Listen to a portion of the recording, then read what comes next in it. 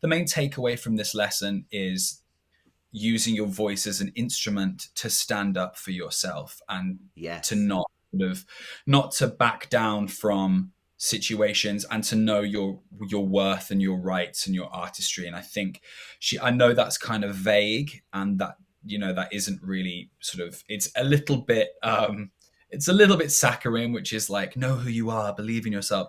It's a little bit that, but it's sort of like there's only so much you can say, because you know these are people that she is working with or has worked with that are incredibly powerful within the industry. So there's a game you have to play within reason. I just always wanted to be a part of what the final outcome of the song was. And if I didn't like it, I didn't like it. And at times I would get into, like, even back then, little kind of arguments with the powers that be.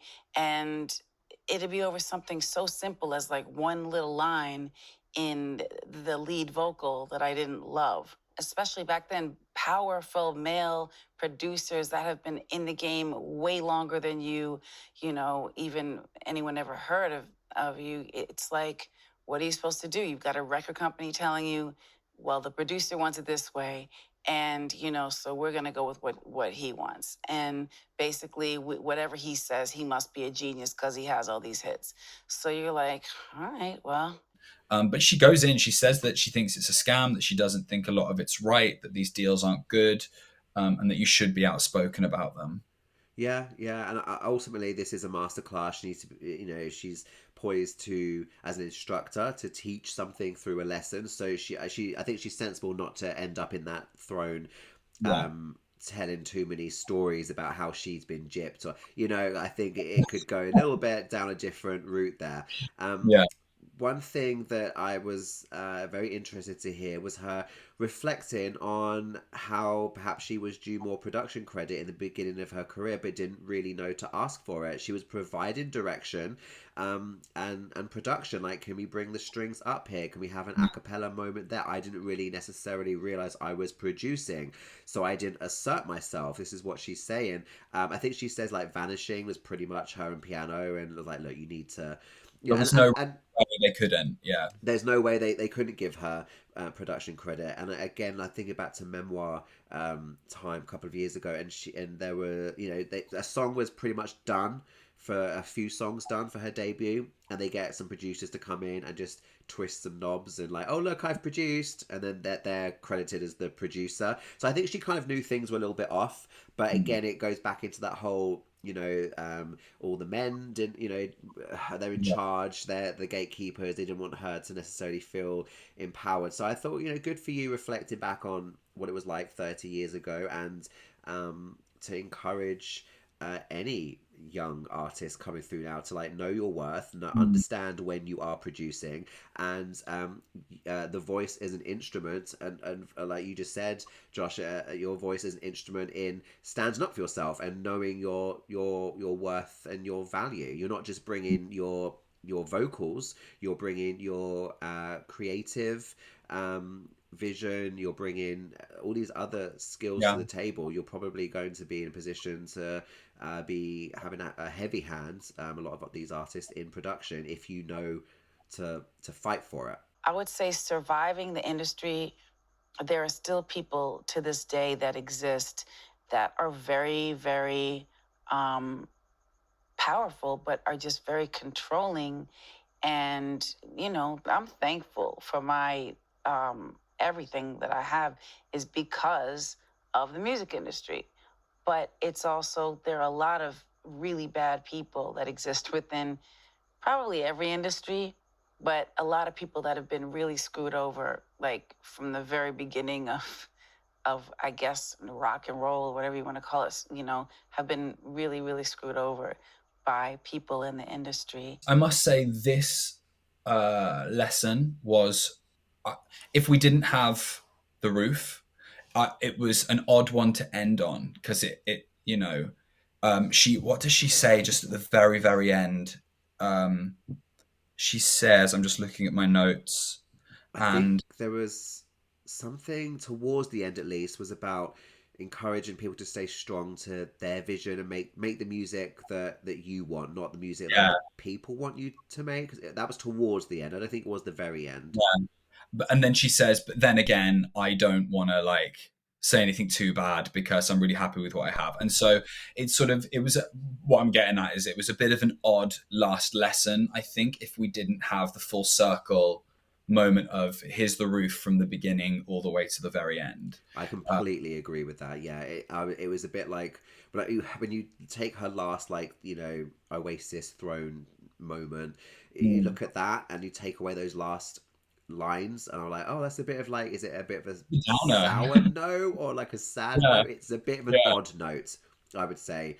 But thankfully, we do go into the new finished version of the roof. We have the lyrics on screen throughout, displayed in the same way we've become accustomed to when there's been excerpts of songs Yeah. throughout lessons. And this is an interesting montage because we've got clips, little snippets from the original music video, and then we've got some clips from the Butterfly Lounge sessions. And I think it was a really, really nice way to present it. But I want to jump straight to it, Josh, and ask you, what are your thoughts on this new version of the roof?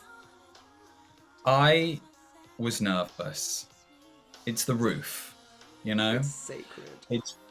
It is. And the roof is arguably, if I'm gonna go there, my favorite song of hers. Wow. It's top 3 for sure. I just think it's gorgeous, and I was really nervous, and I was so impressed. It blew me away. It wasn't an All I Want for Christmas Is You 2010 where she's singing over vocals from 10 years, 20 years before or whatever. She'd resung everything, but the time that had been taken to craft that same wall of sound and that same blend with those live strings, with Brandy, and a few new surprises here and there, which I'm sure we'll get into as we go into more detail.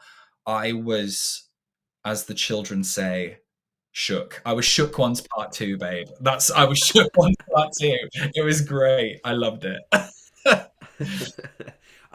Similar. I was nervous.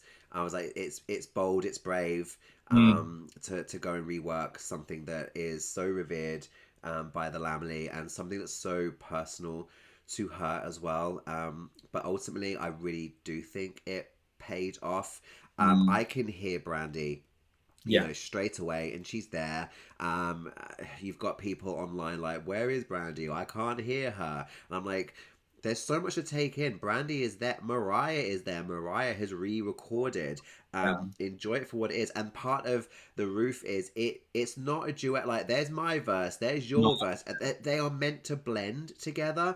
That's the point. And that is this whole wall of sound and stacking vocals. And I kind of almost predicted some of that kickback was going to happen from some listeners when we were doing the roof and we were stacking in They've the middle obviously not lessons. watched the masterclass, or if they've watched it, they've missed the point. I You know, was going to say, I think maybe they've you maybe know, they've missed the point. because she says Brandy's come in to record backing vocals, Yeah, and she's polite and she says, lead backing vocals, but they're backing vocals. And The Roof is a song about a really personal moment.